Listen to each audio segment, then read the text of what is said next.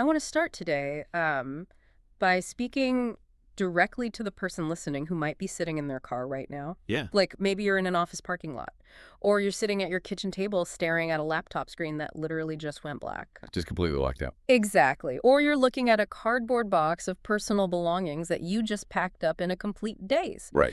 If that is you, if you are currently in the middle of that visceral, chest-tightening experience of having just been dismissed, fired, let go, redundanted, or whatever euphemism they decided to use. Right. Whatever HR buzzword they threw at you. Yeah, we are making this deep dive specifically for you. This is for you right now. That's right.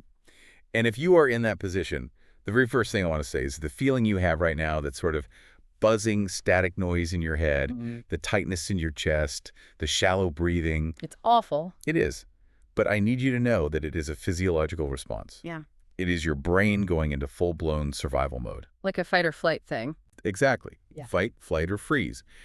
And while that kept our ancestors alive when they were, facing down a predator, in the modern legal and corporate landscape, that survival instinct is actually your biggest liability in the first few hours. It really is a gut punch, isn't it? I mean, it's not just a professional hurdle. It feels like a physical blow. It does. I think for most people, when we get punched in the gut, our instinct is to just react immediately. We want to scream, or we want to beg for our job back, or we want to fix it. Or tell everyone. Right. You want to text everyone you know and tell them how totally unfair it is. But looking at the stack of research and the strategy guides we have in front of us today for this deep dive, giving in to those immediate impulses seems to be the absolute worst thing you can possibly do. It's what the sources call the burning issue paradox. The urge to do something right now is just overwhelming because your brain is desperately trying to resolve the threat. Yeah. But the cost of making a mistake in this specific, highly emotional mental state is astronomically high. So what are we looking at then? We're looking at sources that analyze the legal and strategic ramifications of the first 3 days, the first 72 hours right after a dismissal. Okay. And the consensus across all this material is stark.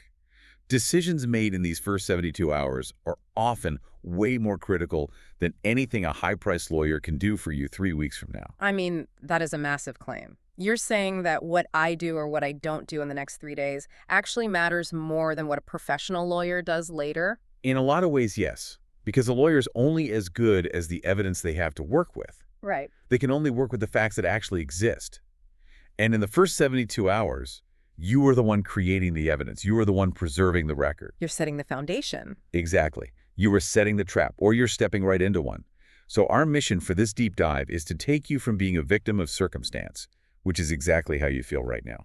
Yeah, completely helpless. Right, to put you firmly in the driver's seat of your potential legal case. Okay, I am with you. We are moving from chaos to calculation. That's the goal. And to do that, we're going to break this down into a strict, strategic 5-step framework based on the sources.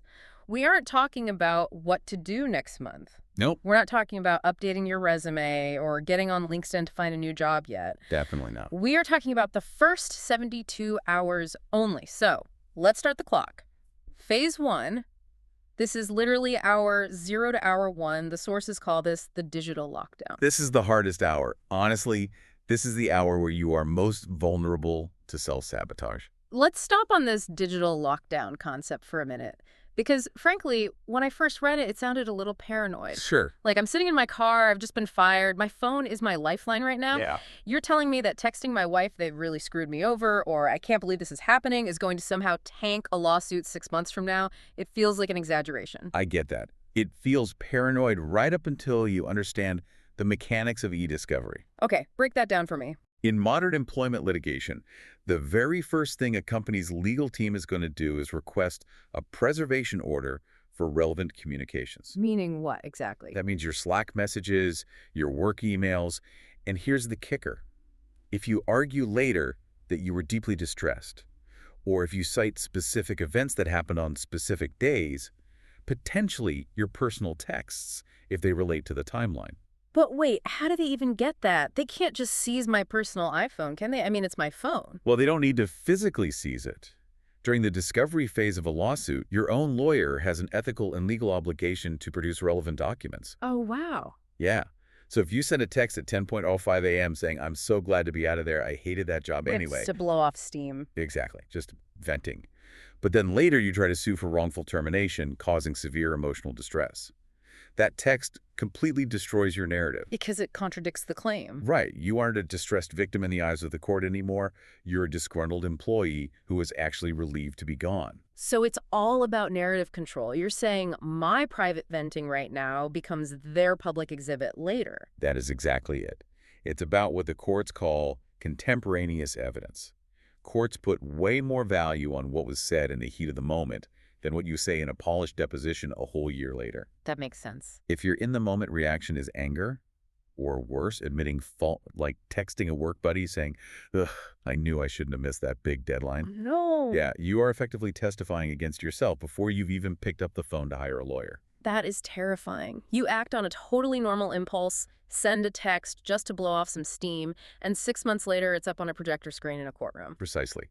And let's look at another angle the sources highlight, the venting trap on social media. Oh, I see this all the time. Right. You might feel this massive urge to go on LinkedIn and post something vague, but angry. Like, true colors were shown today, or on to bigger and better things because this place was toxic. Yeah, the classic closed a chapter today, grateful for the lessons, but really disappointed in the leadership post. And that is so dangerous. First of all, it tips your hand to their legal team that you are hostile. It paints a target on your back. It does. Second, if you claim later in a settlement negotiation that you were completely blindsided or financially devastated, but your LinkedIn post from hour one says you are excited for new opportunities. They use it against you. A defense lawyer will definitely use that to reduce your damages. They'll just slide that printout across the table and say, look, they weren't hurt, they were excited. Okay, play that out for me then, because I'm panicked, I'm sitting in the car, I need to tell someone. What is the actual practical workaround here? Because true radio silence is basically impossible for most people today. It is. We are just wired to communicate when we're in distress. So the sources suggest a containment strategy. You don't go completely silent to the world, but you go absolutely silent on the facts. Silent on the facts. Yes. You call your partner. You say, I've been let go. I am coming home. Do not ask me for any details yet. You have to verbalize the boundary. What if I have to text? If you must text, Yeah. you strip the emotion out of it completely. Just write, employment ended. We'll update later. I mean, that sounds robotic. It is robotic. And that's exactly the point. Because right now, in this specific window, you are not just a person. You are a potential plaintiff in a legal action. And robots don't make unforced errors. Exactly. You have to understand that from the very second that HR meeting ends, you are potentially in a legally adversarial relationship with your former employer. They're not your friends anymore. Right. And in that context, venting is not therapy.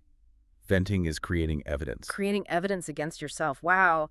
It's a really hard pill to swallow, but I guess the main takeaway from phase one is that the pain of staying silent right now prevents the absolute agony of having your own words read back to you by some corporate lawyer later. Exactly. You are protecting your future self. That's what the digital lockdown is all about. Okay, so we've survived the first hour. We haven't tweeted, we haven't texted our work bestie, we kept it robotic. Now we're moving into phase two. The sources define this as the evidence vacuum and the memory dump. This covers the first 24 hours. Right. So this is where we shift from passive defense, which is staying silent, to active offense. Okay. The biggest enemy you face in these first 24 hours is actually not HR. It is memory decay. Memory decay, that's an interesting term, because we tend to think, I'm never going to forget this moment as long as I live. It's highly traumatic. Why would we possibly forget it? Well, you will remember the feeling of the trauma forever. Sure. You'll remember the shock, but you will rapidly lose the forensic details. There's this concept in psychology called the forgetting curve, pioneered by Hermann Ebbinghaus. Right, I heard of that. Basically, within 24 hours, you lose roughly 50 to 70% of the specific granular details of a conversation. You retain the gist of it, like, he was mean to me, but you lose the verbatim quotes. And why does the verbatim matter so much? I mean, if the gist is I was fired, isn't that enough to build a case? Absolutely not. Legal cases turn entirely on syntax and specific phrasing. Let's look at the legal distinction between a redundancy and performance management. Okay. This is probably the most common battlefield in employment law. If your boss sits you down and says, look, we're restructuring, your role is gone, that is a redundancy. Right. It implies the job itself no longer exists, regardless of how well you did it. Exactly. It's structural, not personal. Hmm. But if 6 weeks later, the company files paperwork claiming you were actually fired for poor performance or bad conduct just to avoid paying you a proper redundancy package. Oh, that happens. All the time. But your case hangs on what was specifically said in that initial meeting. So if I have notes. Yes. If you have a time-stamped note from 10:30 a.m. on the exact day of the dismissal, quoting the boss saying we are restructuring, you suddenly have powerful evidence of a sham redundancy. Or conversely, if they claim it was performance later on, you have evidence that the performance claim is a total fabrication because they literally never mentioned it in the final meeting. Precisely. But here is the major catch. If you just rely on your memory, 3 months later during mediation, it's just your word against theirs. And they will definitely have notes. HR always keeps notes. Always. Yep. If you don't have a contemporaneous record of your own, their notes just become the official history by default. So the source material suggests this concept of a memory dump.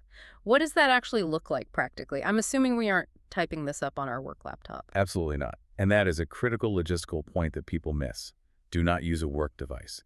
Do not use a work notebook that you might have to hand back to them. Do not use a notes app on your phone that's synced to a corporate cloud account. Right, because, and this is something the sources really highlight, your access is currently being cut. They call it remote wiping. Yes. While you are driving home, the IT department is likely already resetting your passwords and wiping your device access. If you type your notes into your work email address to send to yourself later, they are gone. Poof. But there's another layer to this. Mm-hmm. The sources are absolutely adamant about this next part. Analog is safest. Wait, you mean pen and paper in 2026? Yes. Go buy a physical composition notebook, specifically one with bound pages. Why bound pages? Why not just a legal pad? Because bound pages cannot be removed without leaving a physical trace. Oh, wow. It looks significantly better in court than a digital file or a loose leaf pad. Think about it. If you type a note on your phone, the metadata shows when it was last edited. Right. If you go back and edit it 3 weeks later just to add a detail you suddenly remembered, the defense can argue you fabricated the whole document after the fact. Because the timestamp changed. Exactly. But a handwritten note in a bound book, dated at the top of the page, is what's called a hard copy contemporary note. It carries massive weight in a dispute. That is a detail I never would have thought of. The metadata trap. Okay, let's go through the checklist provided in the deep dive material. What exactly are we dumping out of our brains and into this bound notebook? The first section is the dismissal meeting itself. You need to treat this like you're filling out a crime scene report. Okay. Chronology is key. Step by step, what exactly happened. First, list the who. Every single person in the room or on the video call, Even if they didn't spook. especially if they did speak. Then, look at the nonverbal cues, Nonverbal cues. Why does that matter legally? because it sets the scene and establishes intent. Were they reading from a prepared script? Did they refuse to make eye contact with you? Did the HR representative look really uncomfortable? I see. These details help establish the true nature of the dismissal later on. But the absolute most critical part is the exact quotes. And you also need to record the negative space. The negative space. What does that mean in this context? You need to document what was not said. Okay, give me an example. Did they offer you a performance improvement plan before firing you? Did they offer you a chance to have a support person or a union rep in the room? And if they didn't, If they didn't, you explicitly write down 10:05 a.m., no support person offered, no improvement plan mentioned. that makes sense. Proving a negative later on is incredibly hard. But documenting a negative right now, in the moment, is powerful. Okay, so we've thoroughly documented the meeting itself. But the checklist also mentions the lead-up. We need to look at the weeks prior to the firing. What are we digging for there? We are looking for patterns that contradict whatever the official dismissal reason is. We're looking for what the sources call weird conversations. Like what? Was there a moment recently where you were suddenly excluded from a recurring calendar invite? Was there unexpected praise from a boss that was immediately followed by sudden, harsh criticism? Oh, I see. So if they claim you were fired for a long-term poor performance, but you have a note that 3 weeks ago your boss emailed you saying, great job on the quarterly report, that's a direct contradiction. Exactly. But you need to attach specific dates to these events in your notebook. On Tuesday the 12th, I was praised. On Thursday the 14th, I suddenly left off the critical email chain. It builds a timeline. This timeline builds the narrative of an unfair or targeted process. And finally, for the dump, you identify witnesses, Coworkers. right, who saw these weird interactions. Who else has been treated like this recently? Write their full names down right now while you still clearly remember who was sitting in which meeting. This leads us directly to the concept of digital oxygen. I really love this phrase. The sources describe digital evidence as the vital oxygen that sustains a legal case. Yes, and this is a crucial part of the evidence vacuum phase, because this oxygen is actively being cut off while we speak. So what do we do? If you still have access, like maybe your personal phone hasn't synced with the company server yet and disabled the mail app, or your laptop is still somehow logged in, you have a very, very narrow window. So this is basically the screenshot everything phase. Screenshot everything relevant. Emails, Slack messages, performance reviews, files you worked on. Let me stop you there, though. Yeah. Is that actually legal? I mean, taking company documents. I feel like I signed an NDA or an IT policy saying I wouldn't do exactly that. It's a great question. And you do have to be very careful about proprietary data or trade secrets. Do not download the master client list or the secret sauce recipe. That is theft, and they will go after you for it. Yeah. But evidence of your own employment, evidence of praise you received, evidence of your actual work schedule, or emails where you were clearly treated unfairly by a manager, that is evidence regarding your own personal employment contract. It pertains to you, not the company's product. Exactly. The sources emphasize that once that server connection is permanently severed, that evidence is just gone forever. If you don't save it right now, you cannot get it back without a formal court order. Which I imagine is expensive and difficult to get. Very expensive. This evidence is the literal oxygen for your lawyer to breathe life into your case later. It's terrifying how fast that window closes. You think you have time to go home and figure it out, but you really don't. Okay, so we've done the grueling memory dump. We've secured whatever digital oxygen we could. We are now moving into day 2, phase 3, which covers hours 24 to 48. The sources call this defusing the exit interview trap. This is one of the most widely misunderstood and dangerous parts of the entire dismissal process. I think most normal people view the exit interview as their big moment of closure. Right. It's like that scene in a movie where the hero finally gets to tell the villain off. You want to march in there and say, you're making a huge mistake, and here's exactly why this is totally unfair, and here's what is fundamentally wrong with your management style. And that is precisely what the company hopes you will do. Really? Yes. The source material is crystal clear on this point. The exit interview is absolutely not for the employee's benefit. Then what is it for? It is an intelligence gathering mission for the company's legal and HR teams. They're gathering intel on you. They want to know your next move. Are you going to sue us? Do you have hard evidence of wrongdoing?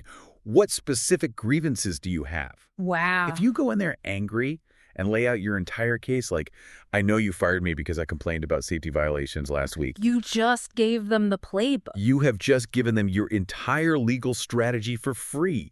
You've given their corporate lawyers weeks to prepare a rock-solid defense before you've even had a chance to hire your own lawyer. That is a massive strategic error when you look at it that way. But let me challenge this a bit. In the real world, HR is sitting across the desk. Maybe they're holding my final check or my separation paperwork. Yeah. They're smiling and saying, we just need to wrap up a few quick questions to process your departure. If I sit there like a stone wall, aren't I risking my payout? Aren't I just parking the bear? This is what the sources call the compliance trap. They are banking heavily on your confusion between basic politeness and actual legal obligation. Okay, clarify that. Let's be very clear. In almost every jurisdiction, your statutory entitlements, meaning your salary for days you already worked, and your accrued vacation pay are legally yours. They belong to me. Yes. Yeah. They cannot withhold your actual earned paycheck just because you refuse to answer a survey about company culture. Okay, so they can't stop my regular paycheck. But what about the extra money, the severance package? If I'm acting like a jerk in the exit interview, won't they just pull that offer off the table? First of all, silence is not being a jerk. Silence is professional caution. In fact, babbling emotionally is what actually kills your severance negotiation. Wait, how does talking hurt my negotiation? I feel like if I logically explain my side, look, I hit all my targets, this is clearly unfair, they might listen and say, oh, you're right, here's more money to make it right. That has literally never happened in the history of corporate HR. That. Here is what actually happens. You go in and say, I hit all my targets. They nod, they write that down. Then they go back to their files. They dig up the one single week you missed a minor target, and they build a thick file to rebut you. Oh, you just gave them the exact thing to look for. You have just narrowed their focus. By saying absolutely nothing, You remain a black Oh, box. but black They box. don't know what's inside. They don't know if Yes. you're going to sue. They don't know if you have secret recordings. They don't know if you're drafting a whistleblower complaint to the government. And corporations hate uncertainty. Uncertainty creates risk, and corporations pay good money to eliminate risk. If you are a chatterbox, they know exactly what you are. You're sad, you're harmless, and you're just venting. But if I'm quiet. If you are silent, politely declining to speculate, you are a threat. Ugh. And threats get better severance packages. That is a complete inversion of how we are raised to behave. We are raised Yeah. to explain ourselves when we're accused of something. Correct. And that's exactly why the broken record technique is so incredibly hard to execute. But it is essential. Let's roleplay this a bit using the specific scripts from the sources. I want to see how this actually sounds in practice because I really think I'd cave under the pressure. Sure, let's do it. I'll be the friendly HR manager just trying to get some info. You be the savvy employee using the framework. Ready? Okay, so hey, we really want to understand your perspective on all this. Why do you think things didn't work out here? Just between us, off the record. As I understand it, you've made the decision to terminate my employment. Uh-huh. I'm here to listen to the official reasons, not to speculate. Ooh, that is chilly. Okay, let me try another angle. I'll try to bait you on your performance. Well, we've had some ongoing concerns about your output lately. Do you really feel you are meeting the core performance goals? I'm happy to discuss my contributions, but I'd like to receive the official rationale for this decision in writing first. You are giving me absolutely nothing to work with. I can't spin that at all. Okay, what if I try to rush you with a bribe? Look, we really want to wrap this all up today. If we can come to an amicable agreement right now, right here, we can offer you this enhanced package. I'm open to hearing any proposals you have, but I'll need some time to consider them and, if necessary, seek independent advice. That is powerful. It completely shuts down the interrogation tactic without being explicitly rude. Exactly. It completely shifts the power dynamic in the room. You leave that meeting with their official position firmly on record, hopefully written down, and they leave with absolutely nothing from you. You remain the black box. That makes you dangerous to them legally because they don't know what evidence you have or what your next move is. It's all about restraint. It's so hard to do when you're emotional, but listening to those scripts, you can really hear the strength in them. Definitely. Okay, let's move on to phase 4. We are now entering the 48 to 72-hour window. The deep dive material calls this the paper trail paradox. Right. This phase addresses the financial panic that starts to set in. The company usually hands you a dense document. It's usually called a separation agreement or a compromise agreement. And it has a number on it, a severance figure. Exactly. And when you've just lost your sole source of income, that number looks like an absolute lifeline. The panic really sets in. I need to pay the mortgage. I need to buy groceries next week. The immediate instinct is to just sign it immediately to get the cash flowing again. And that instinct is the paradox. The document that looks like a financial lifeline is almost always a muzzle. We really need to distinguish between two types of money here, because the sources make a very, very big deal about this specific point. There is statutory entitlement, and there is severance pay. What is the fundamental difference? This is arguably the most critical financial distinction you need to understand right now. Statutory entitlements are monies that belong to you by law. So money I already earned. Yes. This includes your accrued vacation pay that you haven't taken, your final wages for the days you actually worked this month. And in many places, it also includes mandatory notice pay if they didn't give you the legally required warning period. So this is not a gift. Now, this money is yours. It is not dependent on you signing a legal release. They legally have to pay you this, usually within a very strict set time frame governed by state or national law. So they cannot hold my final paycheck hostage to force a signature. Legally, no, they can't. But, and this is a big but, they very often present the agreement in a sneaky way that makes it look like all the money is tied to your signature. How do they do that? They lump the earned vacation pay in with a new severance offer and just go one single signature line at the bottom of the page. That is incredibly manipulative. So what is the severance pay then? Severance pay, or what's sometimes called an ex gratia payment, is the extra money. That is the bribe. The bribe for what? That is the money they are offering you, specifically in exchange for two major things. Your silence, which is a non-disclosure agreement, and a complete waiver of your right to ever sue them for anything. That's the trade. You get the extra cash, they get the ironclad guarantee you won't take them to court. Correct. So the strategy the sources outline here is secure the entitlements first. Make sure that final standard paycheck is processed. But do not sign the severance agreement immediately. Never sign in the room. Never. You almost always have a legally mandated consideration period anyway. Sometimes it's 7 days, sometimes it's 21 days, depending on your age and where you live. You need to use that time. And what exactly are we using that time for? The outline calls it auditing the agreement. Right. We are going all the way back to phase 2.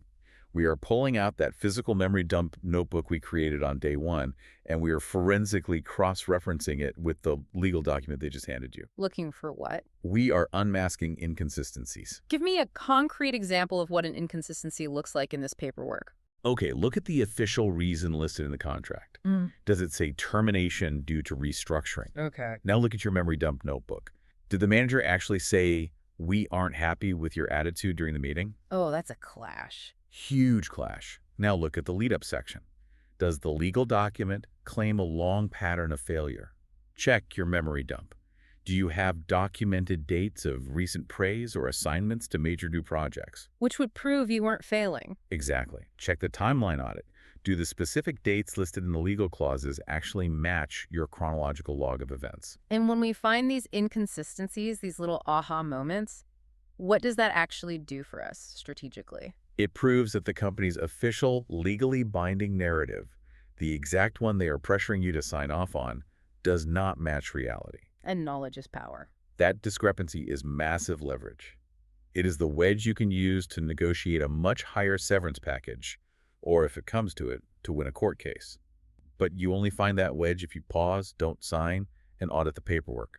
I also want to ask about the non-disparagement clause, because I see this all the time in these things. It basically says, you promise to never say anything bad about the company ever again. Yes, that is totally standard in these agreements. But here is the trick the sources point out.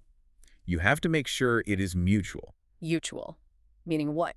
Often, the standard boilerplate contract says you can't badmouth them. But they are completely free to badmouth you. Wait, really? Yes. Without a mutual clause, they can tell future employers who call for a reference that you were an absolute nightmare to work with. That could ruin your career. It can. You need to explicitly demand a mutual non-disparagement clause. It means that if they trash your reputation to a recruiter, you can sue them for breach of contract. That is such a huge actionable tip. Just demanding the addition of the word mutual can literally save your future reputation. And it costs the company absolutely nothing to agree to it, so they usually will if you push back. So we've audited the agreement, we have our memory dump secured, we have kept our mouths shut during the exit interview. We are now nearing the very end of the 72-hour window. Phase 5, the silent consult. This step addresses the fundamental information asymmetry of this situation. Right. You are just one person. You are one stressed individual. They are a massive corporation with a dedicated human resources department and a ruthless legal department. You cannot fight them alone.